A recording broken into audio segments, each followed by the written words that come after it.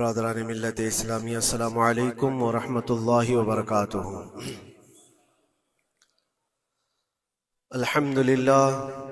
अल्हम्दुलिल्लाहिल हन्नानिल mannan अल्लज़ी खलक़ल इंसान व अल्लमहुल बयान वस्सलातु वस्सलामु अला रसूलिही सय्यिदिल इंसी वल जान व अला आलिही व अस्हाबिही ज़विल खैरि वल इहसान, अम्मा बअद। फ़अऊज़ु बिल्लाहि मिनश शैतानिर रजीम। बिस्मिल्लाहिर रहमानिर रहीम। वजाहिदू फिल्लाहि हक़्क़ जिहादिही हुवा इज्तबाकुम वमा जअल अलैकुम फिद्दीनि मिन हरज इला आखिरि हाज़िहिल आया। सदक़ल्लाहु मौलानल अज़ीम। बारगाह रिसालत मुआब सल्लल्लाहु अलैहि वसल्लम में दुरूद पाक का हदिया पेश करें। अल्लाहुम्मा सल्लि अला सय्यिदिना व मौलाना मुहम्मदिन मअदनिल जूदि वल करम व आलिहि व अस्हाबिहिल किराम व इब्निहिल करीम व बारिक व सल्लिम सलातन दाइमतन सरमदन अबदा। गुफ्तगू के आगाज से पहले मैं एक ज़रूरी बात आपके सामने पेश कर दूं। मस्जिदें अल्लाह की इबादत के लिए होती, यहाँ पर ताज़ीम के लिए खड़े होना जिस वक्त मैं आ रहा हूँ ये मैं बिल्कुल मुनासिब नहीं समझता। अपनी अपनी जगहों पर बैठे रहे, खड़े होना, बल्कि अल्लाह के नबी सल्लल्लाहु अलैहि वसल्लम ने इरशाद फरमाया, जो बंदा ये तमन्ना रखता है कि लोग उसके लिए खड़े हों, अल्लाह उसको दुनिया में और आखिरत में जलील फरमाएगा। हमें यह हरगिज़ तमन्ना नहीं होनी चाहिए कि हमारे लिए लोग खड़े हों, और अल्लाह की इबादत के लिए आए हैं और हमारा सर यहाँ पर सिर्फ अल्लाह की बारगाह में झुकना है। और यहाँ पर अल्लाहु अकबर जब कहा जाता है, अल्लाह सबसे बड़ा है, फिर किसी की तरफ तवज्जो ना हो। बाहर ताज़ीम व तकरीम, इज्जत व वक़ार सब अपनी जगह पर, यह अल्लाह का घर है और खालिस अल्लाह की इबादत। बहरहाल दुरूद पाक पढ़ लें। अल्लाहुम्मा सल्लि अला सय्यिदिना मुहम्मदिन मअदनिल जूदि वल करम व आलिहि व अस्हाबिहिल किराम व इब्निहिल करीम व बारिक व सल्लिम सलातन दाइमतन सरमदन अबदा। अल्लाह तबारक व तआला ने कुरान पाक में इरशाद फरमाया कि अल्लाह की तरफ बढ़ने के लिए तुम रास्ता तलाश करो और मेहनत करो। और अल्लाह ने इंसान को दोनों ताकतें दी हैं, खैर की भी और शर की भी, अच्छाई की और बुराई की, दोनों की ताकतें उसके अंदर हैं। खैर वाला जो मादा है उसको अच्छाइयों की तरफ ले जाता है और शर वाला मादा उसको बुराइयों की तरफ ले जाता है। जब ये दोनों चीजें इंसान के अंदर मौजूद हैं तो इंसान कभी नेकियों में गालिब आ जाता है और कभी बुराइयों में गालिब आ जाता है। ये शुरू से मामला चला आ रहा है और इन्हीं मामलात को लेकर अंबिया इकराम अलैहिमुस्सलाम बंदों की हिदायत के लिए आते रहे। अल्लाह तबारक व तआला ने बंदों को यूं ही नहीं छोड़ दिया, बल्कि अपने पैगंबरों को भेजा और खैर और शर के दरमियान तमीज सिखाने के लिए अंबिया आते थे, यही बताने के लिए कि तुम जिस रास्ते पर चल रहे हो, अगर ये गलत है तो गलत और सही है तो सही। और आखिरी नबी हमारे आका मोहम्मद सल्लल्लाहु तआला अलैहि वसल्लम के बाद फिर ये काम उम्मत के उलमा औलिया अंजाम देते रहे। आज जो जरूरी बात मैं अर्ज करना चाहता हूं वो ये है कि इस्लाम का जो निजाम है खैर को फैलाने के लिए है और शर को दबाने के लिए। इस्लाम पूरी ताकत इस पर लगाता है कि खैर का नशर हो, उसकी तबलीग हो और बुराइयों से लोग बचें। और आपको पता है अल्लाह ताला ने हमारा लक़ब कुरान में क्या बयान फरमाया, कुंतुम खैरा उम्मतिन, तुम खैर उम्मत हो, यानी बेहतरीन उम्मत हो। उखरिजत लिन्नास, लोगों में अल्लाह ने तुमको सबसे बेहतरीन उम्मत बनाया। लेकिन वजह क्या है, किस वजह से तुम्हें खैर उम्मत कहा गया? आगे खुद अल्लाह ताला कुरान में फरमाता है, कुंतुम खैरा उम्मतिन उखरिजत लिन्नास तअमुरून बिल मारूफ व तनहौना अनिल मुनकर, तुम लोगों को अच्छाई का हुक्म देते हो और बुराइयों से रोकते हो। यह हमारा खासा है, यह हमारी स्पेशलिटी है। अच्छाइयों की तालीम देना, उसकी तरगीब देना, उसकी तबलीग करना, उसको फैलाना, ये इस्लाम का निजाम है। और बुराइयों से रोकना, ये इस्लाम का निजाम है। और खैर उम्मत होने के सबब आपको ये काम करना ही होगा। लोग अगर ये सोचते हैं कि ये सिर्फ मौलाना लोगों का काम है या मुबल्लिग का काम है, माइक मिलेगा तो ही तबलीग करेगा, नहीं। हर मुसलमान की जिम्मेदारी है कि वो खैर को अपनी ताकत के मुताबिक लोगों में फैलाए, और बुराई देखे तो उसको रोके। और बुराई देख करके खामोश रहने वाले का वही अंजाम है जो बुराई करने वाले का अंजाम। एक हदीस में मिलता है, जिब्राइल अलैहिस्सलाम एक बस्ती पर अजाब नाजिल कर चुके थे अल्लाह के हुक्म से। वो बस्ती गुनहगार थी बहुत, लेकिन उसमें एक नेक बंदा था, बहुत परहेजगार था, कभी गुनाह नहीं किया था उसने। उन्होंने अल्लाह की बारगाह में पूछा जिब्राइल ने कि मौला, इस बस्ती में एक नेक बंदा भी है, इसका क्या किया जाए? अल्लाह तबारक व तआला का हुक्म जलाल था कि उसको भी उसी में तबाह कर दो, अजाब में उसको भी गिरफ्तार कर दो। अजाब उस पर भी आया। जिब्राइल अलैहिस्सलाम काफी दिनों के बाद फिर रब ताला की बारगाह में पूछते हैं कि उसका क्या कसूर था?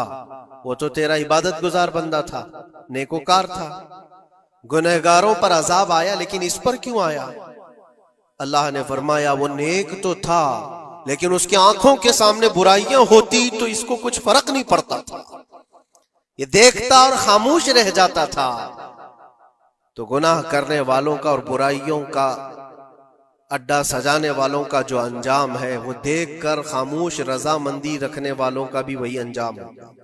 इसलिए उम्मत की जिम्मेदारी है ये कि आप अपने इर्द गिर्द अगर बुराइयां देखें और गलत बात देखें तो उसको रोकें। और रोकने की आपके पास जैसी ताकत हो, जुबान से रोक सकते, जुबान से, हाथ से रोक सकते, हाथ से।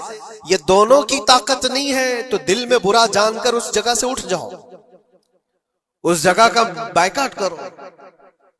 ये तो कम से कम कर ही सकता है इंसान।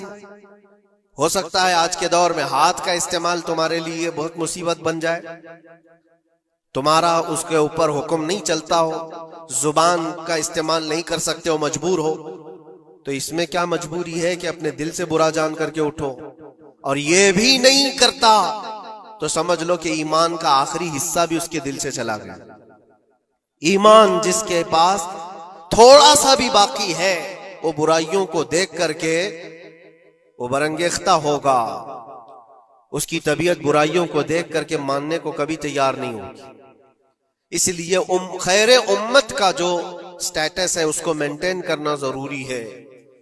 यही तो बात है मेरे अजीजों, हजार तरह की मुसीबतें आए हम पर, लेकिन हम उस मिशन को नहीं छोड़ सकते जो हमारे ईमान का हिस्सा है, जो हमारे ईमान का हिस्सा है।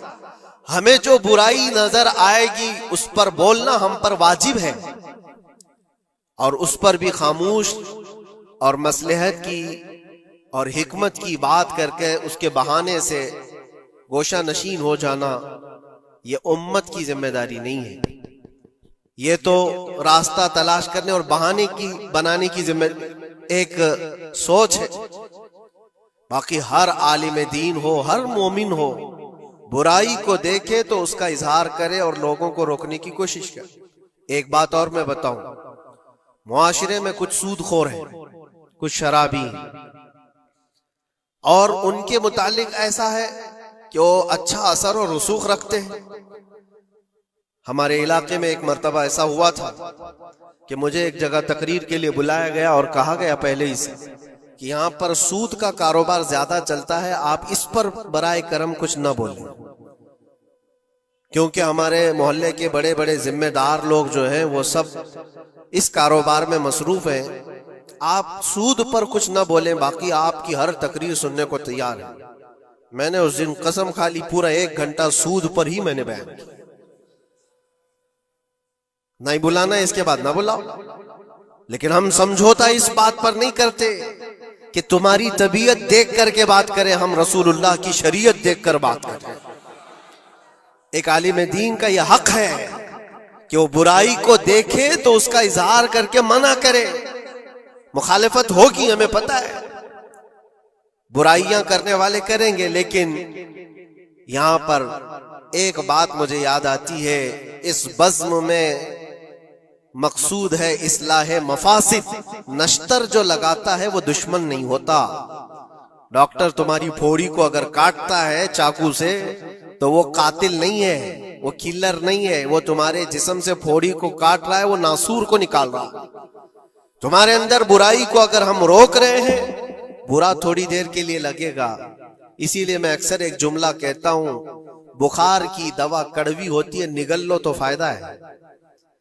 जाहिर सी बात है तुम्हारे अंदर कुछ बुराइयां हैं, अगर हमने उसको कहा, उंगली रखी, तो हो सकता है आप हमको उलमा की फहरिस्त से ही हटा देंगे और कहेंगे ये मौलाना ही नहीं है, ये आलिम ही नहीं है, क्योंकि तबीयत जल्दी किसी को एक्सेप्ट नहीं करती। बुराइयों से रोकना एक बहुत बड़ी जिम्मेदारी है। जानते हैं मक्का मुकर्रमा में सारे लोग हुजूर पाक सल्लल्लाहु तआला अलैहि वसल्लम के ऐसे फिदाई थे। ऐलान नबूवत से पहले की बात कर रहा हूं, हुजूर के अखलाक पर कोई उंगली नहीं उठा सकता था। जितनी अच्छाइयों का हुजूर ने हुक्म दिया, सबको वो एक्सेप्ट करते थे, मानते भी थे। लेकिन जहां बुराइयों के लिए रोका कि ये गलत है, उसको एक्सेप्ट करने को तबीयत नहीं मानती। इतने सालों से हम करते आ रहे हैं, अभी आप आकर रोक रहे हैं। यही तो दुश्मनी शुरू हुई। और हम यहां पर इसी बात के लिए कहते हैं कि ये अल्लाह के नबी सल्लल्लाहु तआला अलैहि वसल्लम के फरामीन के मुताबिक और कुरान के मुताबिक एक बड़ा जिहाद है। बुराइयों से लोगों को बचाना, रोकना और अपने नफ्स को बचाना, यही जिहाद जिसके मुतालिक हदीस पाक में मिलता है, रजअना मिनल जिहादिल असगरी इलल जिहादिल अकबर। जो जंग होती है ना आमने सामने मैदानों में, इसको हुजूर ने फरमाया ये छोटा जिहाद है, और बुराइयों से लड़ना ये बड़ा जिहाद है। अपने नफ्स से लड़ना जो बुराइयों की तरफ हमें लेकर के जाता है, या बुराइयों से रोकना किसी को, ये बड़ा जिहाद है। मियां पहलवानी दिखाना, एक दूसरे को कुश्ती में पछाड़ देना, ये तो ताकत का खेल है। लेकिन किसी को बुराइयों से बाज लेकर के आ जाना, ये बहुत बड़ी ताकत का मुजाहरा करना होता है, बहुत बड़ी।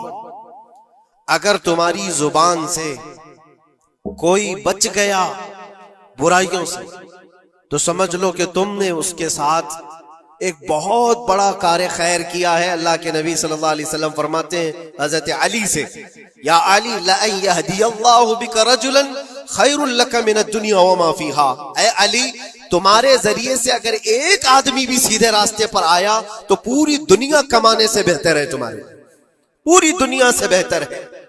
एक आदमी अगर सीधे रास्ते पर आ गया तो इस्लाम का पूरा निजाम ये है, खैर की तरफ लोगों को बुलाना और शर से लोगों को रोकना। और ये जिम्मेदारी अगर कौम भूलती चली जाएगी तो ये कयामत की निशानियों में से ये भी है। हुजूर पाक सल्लल्लाहु तआला अलैहि वसल्लम ने इरशाद फरमाया, लोग अच्छाइयों का हुक्म देना छोड़ चुके होंगे, बुराइयों से रोकना बंद कर चुके होंगे, हत्ता कि इनके आंखों के सामने रास्तों पर जिना ऐसे होगा जैसे गधे जोड़ा खाते हैं, जानवर जिना करते हैं, इस तरह से इंसान इनके आंखों के सामने किया करेंगे और ये कुछ नहीं कहेंगे। ये तबीयत आती जाएगी तो ये कयामत की निशानियों में से। आज यही हालात तो है। लोग ये कहते हैं कि उनका मसला उनके साथ, हम क्या कहें उनके लिए। नहीं मेरे अजीज, मैं जो बात कह रहा था वो बीच में रुक गई। मुआशरे में कभी सूदखोर होते, शराबी होते, बहुत सारे हैं, और गलत कामों में वो मुलविस हैं। क्या चीज है उनको तौबा करने पर, वो वापस आने पर मजबूर नहीं कर रही है? कौन सी चीज है जो उनको उनके गुनाह पर बढ़ावा दे रही है? क्या चीज है? कभी आपने सोचा? वो चीज यही है हम सब की। मुआशरे में अगर वो गलत था तो हमने उसके साथ दोस्ती वैसी ही बनाई रखी जैसे पहले थी। उसको एहसास होने ही नहीं दिया कि तूने गलत किया है या गलत कर रहा है। उसका मिलना जुलना उठना बैठना सब अच्छे लोगों के साथ वैसे ही चल रहा है। इमाम साहब भी मिल रहे हैं, उसको सारा रिस्पेक्ट वैसे ही मिल रहा है, तो वो यही समझता है मैं जो कुछ कर रहा हूं अच्छा कर रहा हूं। और अगर कौम की तमाम जिम्मेदार लोगों ने एक बात ये तय किया कि तू ये गलत कामों में है, हम आज से तेरे साथ कोई ताल्लुक नहीं रखेंगे, कभी तेरे साथ किसी दावत में ना आएंगे ना बुलाएंगे। इससे होता क्या है? लोगों को ऐसा लगता है कि हम बाइकआउट का कोई मिशन चला रहे, नहीं, इससे उसको एहसास होता है कि मैं मजलिस में बैठने के लायक नहीं हूं, मैं तौबा कर लूं ताकि बैठने के लायक बन सकूं, इन बुराइयों से बाज आ जाऊं।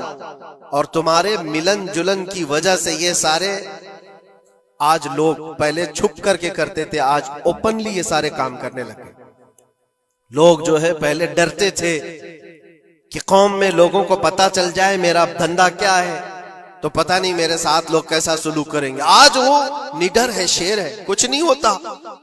आज लोग जिसके पास पैसा ज्यादा है उसकी इज्जत करते हैं, उसके साथ सांठ गांठ वैसी होती है, सब अच्छे लोग भी उसके यहाँ आते हैं जाते हैं, सब होता है। अजीजा ने गिरामी वकार, बुराइयों से रोकने का निजाम जो हमारा खत्म होता जा रहा है, ये कयामत की बड़ी निशानियों में से। आज आपकी और हमारी जिम्मेदारी इतनी तो है कि उन महफिलों से अपने आप को दूर कर लो जहां ये सारे काम हो रहे हैं। गलत जो भी है उसको तुम्हारा दिमाग खुद ही पहचानता है गलत क्या है। अल्लाह ताला ने इतनी हिदायत हर बंदे को अता की, हर बंदे को। अल्लाह ने कुरान में फरमाया, अलम नजअल लहू ऐनैन व लिसानन व शफतैन व हदैनाहुन नजदैन, हमने दो चीजें ऐसी नहीं दी हैं तुम्हें जो खैर और शर को पहचानती हैं। हर इंसान, आपको किसी ने बताया नहीं कि आग गर्म होती है, बचपन से बताया नहीं जाता है। इंसान अपनी खुद तजुर्बात से या देख देख करके समझता है, वो आग में हाथ डालता नहीं है। क्या उसकी कोई ट्रेनिंग दी गई है बचपन से कि आग में हाथ डालना नहीं चाहिए? तुम्हारी तबीयत ने खुद ही फैसला किया है कि ये जलाती है चीज, ये गर्म है, ये नुकसानदेह है। तो ये हिदायत अल्लाह ने हर बंदे को अता की है। क्या आपने अपने बच्चों को या आपको किसी ने बचपन से सिखाया है कि जो गंदगी है, जो गलाजत है, पखाना हो, गोबर हो, ये नहीं खाया जाता? ये चीजें सिखाई नहीं जाती। इंसान की तबीयत में है कि उसको एक्सेप्ट नहीं करती तबीयत, दिमाग खुद ही कहता है ये गंदी है, ये बुरी है। तो इतनी हिदायत तो अल्लाह की तरफ से है खैर और शर को पहचानने की। और कुछ ऐसी बारीकियां हैं जिसको उलमा बयान करते हैं, ये बुरा है और ये अच्छा है। अजीजा ने गिरामी वखार, आज उम्मत की ये बहुत बड़ी जिम्मेदारी है जिसको फरामोश किया जा रहा है। इस जिम्मेदारी को ऐसा नहीं है कि सिर्फ उलमा निभाएंगे, अवामुन नास को भी इस जिम्मेदारी पर आना चाहिए। आवाज हर बुराई के खिलाफ उठाओ, और यहां तक कि इस पर अगर तुम्हारी मौत भी आती है तो वो शहादत की मौत है, वो शहादत की मौत है। बुराइयों से रोकते हुए अगर कोई कत्ल हो गया या अगर कोई दुनिया से इंतकाल कर गया तो उसकी मौत को शहादत की मौत करार दिया गया है। यहां तक कि एक हदीस में यह भी मिलता है कि कोई बंदा हुजूर पाक सल्लल्लाहु तआला अलैहि वसल्लम के बताए हुए तालीमात को लोगों तक पहुंचाने का सफर कर रहा था, लोगों को अच्छाइयों का हुक्म देने का सफर कर रहा था, बुराइयों से रोकने का सफर कर रहा था। इस दौरान उसका इंतकाल हो गया तो हुजूर फरमाते हैं उसका दर्जा नबियों और शहीदों के बीच में होगा कयामत के दिन। उसको दरमियानी हिस्से में रखा जाएगा नबियों और शहीदों के बीच में, क्योंकि एक बहुत बड़ी जिम्मेदारी उठाकर चल रहा है वो, बहुत बड़ी जिम्मेदारी। अब ये जरूरी नहीं आज मुझे ये माइक मिला या कोई बहुत बड़ा प्लेटफॉर्म मिला जो मुझे लोग सुन रहे हैं, हमारी जिम्मेदारी बड़ी है। आपको आपके घर के बच्चे सुन रहे हैं, आप किसी जगह पर मैनेजर हैं तो आपके मातहत रहने वाले जो काम करने वाले हैं वो आपको सुन रहे हैं। कुल्लुकुम मसऊलुन अन रिअय्यतिही, ये हदीस पाक में, तुम में से हर कोई जिम्मेदार है अपने मातहत रहने वालों का, तो उनको रोकना तुम्हारी जिम्मेदारी है। अगर पूरी दुनिया को नहीं रोक सकते, पूरे मोहल्ले को नहीं रोक सकते, अपने मातहत रहने वालों को तो रोक सकते हो। अपनी औलाद को, अपने आसपास वालों को जो तुम्हारी बात एक्सेप्ट कर सकते हैं उनको तो रोको, उनको बुराइयों से रोकना ही तुम्हारी जिम्मेदारी है। मुआशरे का निजाम जो आज डिसबैलेंस है उसकी एक बड़ी वजह यह है कि हमने इस जिम्मेदारी को छोड़ दिया है। होता क्या है मैं आपको बताऊं, कुछ घरों से हमें ये शिकायत मिली, बच्चे ऐसे हो गए वैसे हो गए, माँ को उल्टा कह रहे हैं, बाप को गालियां दे रहे हैं, आज ये अपनी मर्जी की चला रहे हैं, फला है वो है। कब तुम्हें ये होश आ रहा है? जब वो 20-25 साल के हो गए।